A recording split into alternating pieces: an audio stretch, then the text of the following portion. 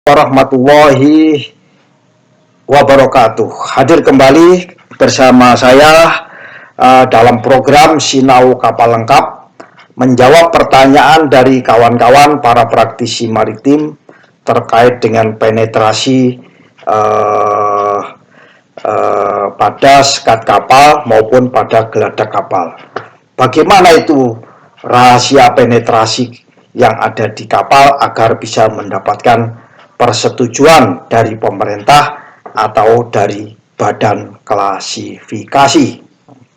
Kawan-kawan semua para praktisi maritim, kalau kita pernah pergi ke kapal, naik ke kapal, kemudian kita melihat di situ ada ventilasi ya. Ventilasi itu pasti akan masuk ke dalam satu ruangan. Nah, ini disebut juga ventilasi. Kalau kita pergi ke geladak kapal, di situ ada sounding, itu disebut dengan penetrasi ya. Penetrasi. Ada pipa udara, kita sebut penetrasi. Ada namanya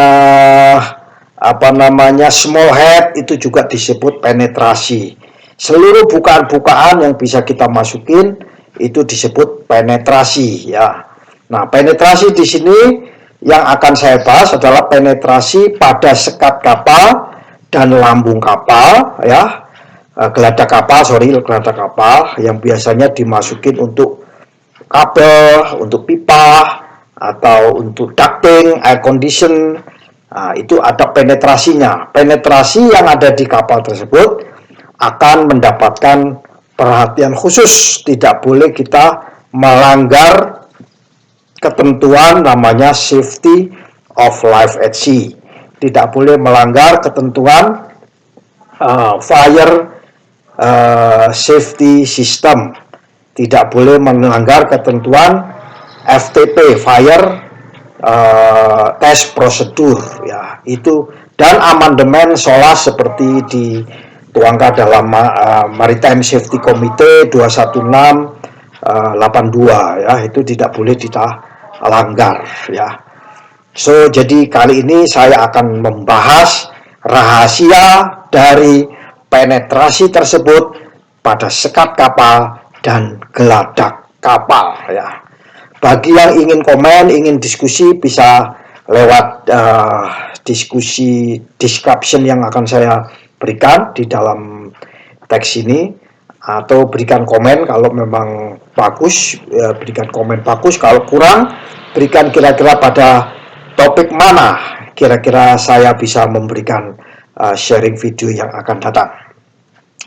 Kawan-kawan semua, penetrasi di dalam kapal itu berbeda dengan penetrasi yang ada di rumah, di gedung atau properti-properti lain, di ruko, di mall, ya, berbeda dengan yang ada di kapal.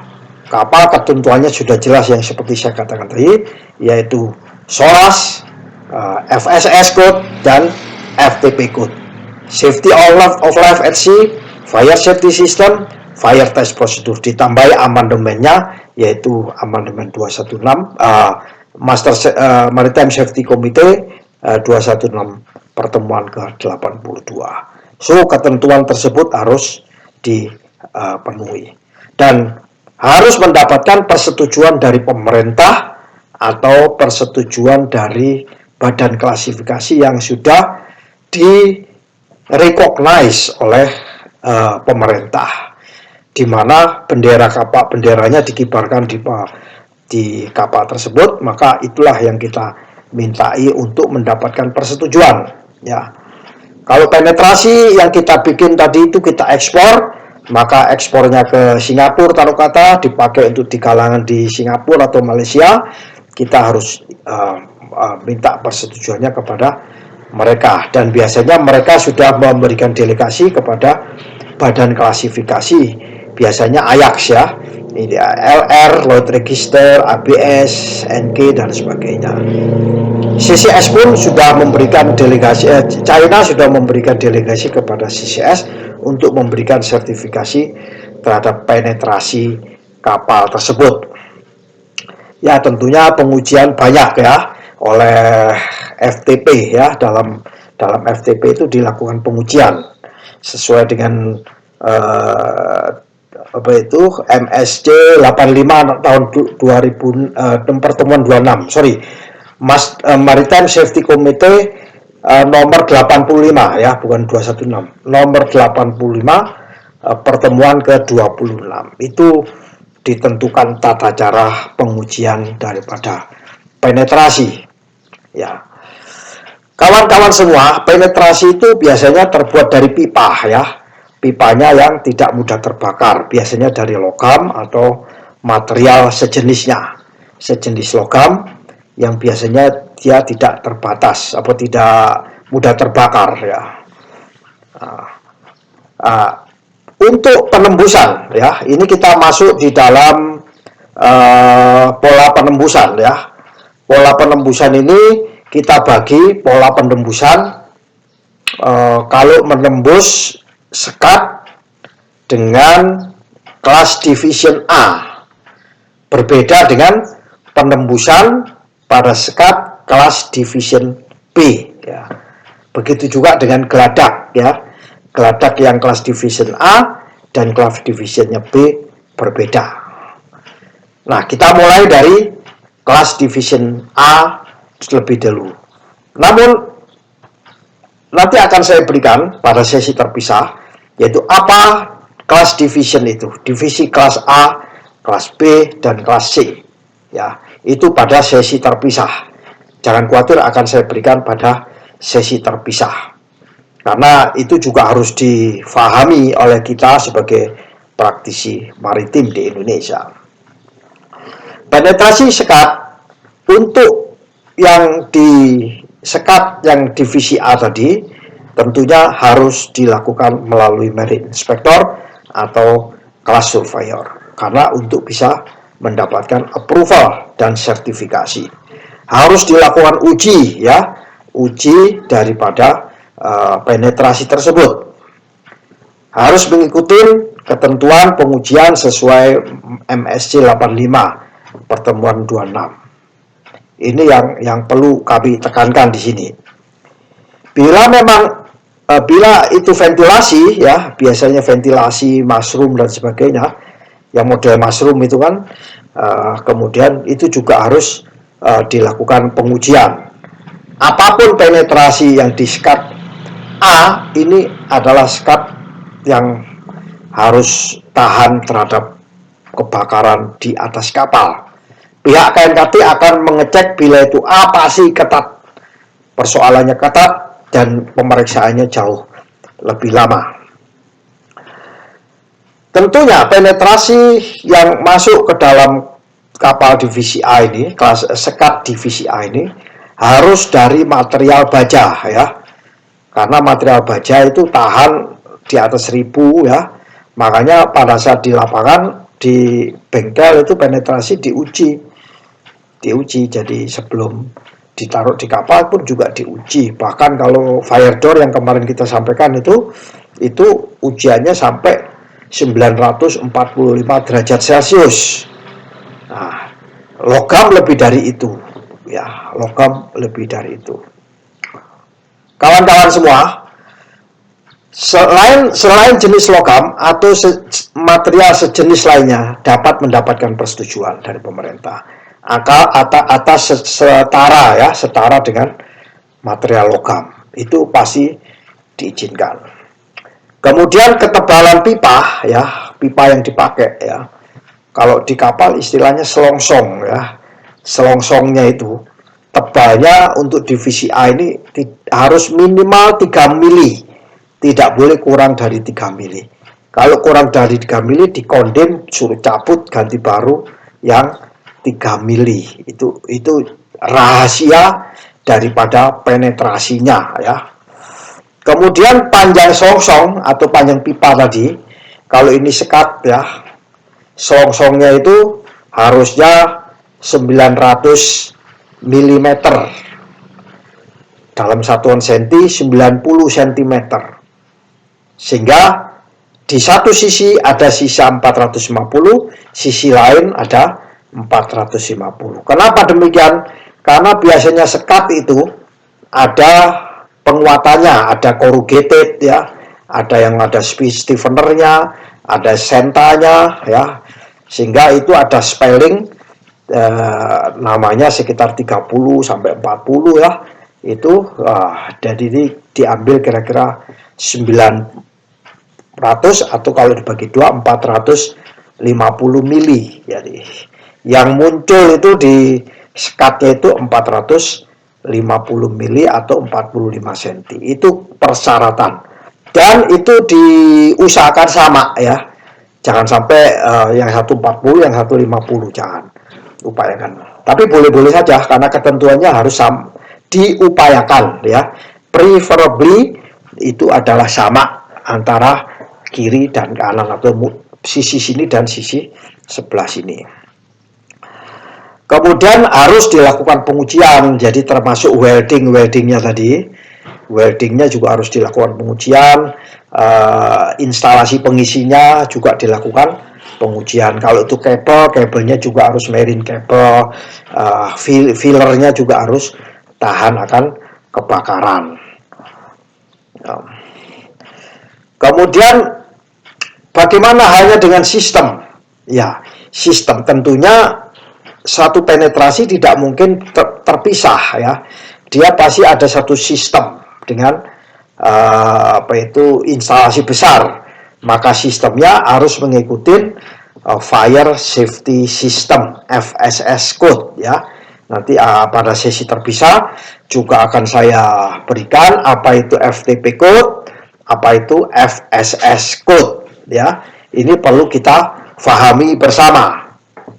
Sebagai seorang praktisi maritim tidak bisa memandang suatu item komponen di kapal dari satu sektor. Pasti ada komprehensif dengan sektor-sektor lain. Itulah divisi penetrasi pada divisi A.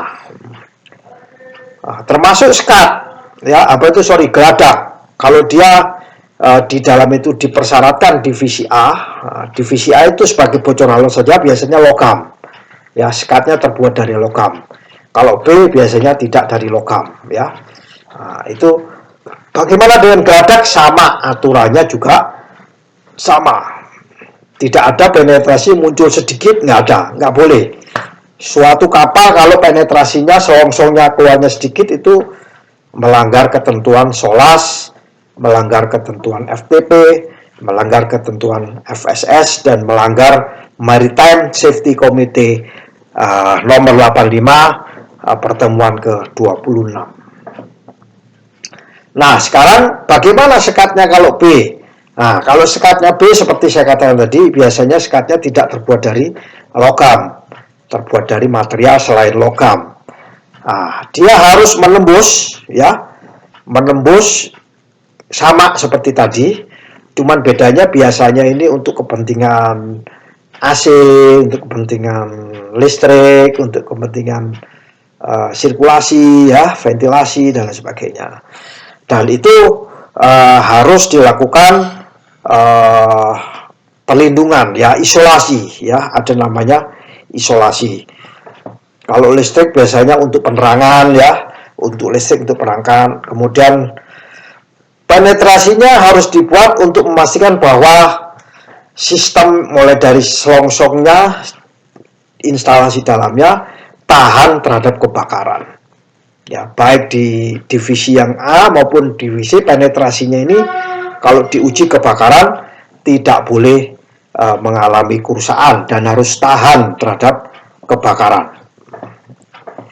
Kemudian B ini pipa yang terbuat dari selain baja ini harus cocok untuk digunakan dengan diameter yang tadi itu pipanya ya.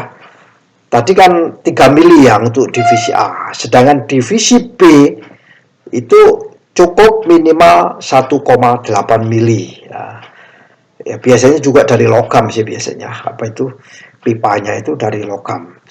Kira-kira 1,8 mili. Nah, dan panjangnya sama 900 atau 900 mm atau 90 cm, dan biasanya sama pembagiannya 45 sini 45 sini. Itu teknik daripada pemasangan instalasi penetrasi. Dan itu rahasianya. Kenapa kok nggak ada sedikit, muncul sedikit, itu rahasia, salah satu rahasia. Sedangkan untuk pipa yang panjangnya 900 ya mili tadi, ya 900 mili, maka diameternya harus di atas 15 cm. Yang 900 mili tadi itu diameternya harus sekitar 15. Sedangkan nah, divisi B ini boleh dengan kurang dari 600, kurang dari 900, yaitu sekitar 600 ya. Sekitar 600 atau 30 sini dan 30 sini. Diameternya boleh kurang dari 15 cm. Misalnya taruh kata 10, 8 boleh. Tapi kalau yang 900 harus di atas 15 cm ya. Kawan-kawan semua, setelah kita tahu penetrasi sudah terjadi dan diuji sudah oke, maka pasti penetrasi itu pasti berhubungan dengan yang lain. Kalau pipa udara berkaitan dengan pipa udara, kalau kabel yang berkaitan dengan pipa kabel, ya. Atau kalau ini berkaitan dengan pipa, maka harus dikasih flandes, dan flandesnya jaraknya itu tidak boleh lebih dari 2,5 mili, supaya tidak ada jadi transmisi panas. Kalau lebih dari 2,5 itu sesuai dengan pengujian akan terjadi panas. Ya, misalnya itu pipa uap misalnya, masuk ke dalam ruang akomodasi panas dia, percuma aja ada AC-nya ya. Nah, itu kira-kira untuk divisi B itu ada perbedaannya sedikit ya. Bila pipa logam itu tidak berinsulasi dan menembus ya, pipa logam biasanya, maka kalau yang divisi A ya harus pakai menggunakan ini nanti akan saya jelaskan di penjelasan mengenai divisi ya. Kalau logamnya itu titik lelehnya 950 derajat Celcius, maka dipakai pada kelas division A0.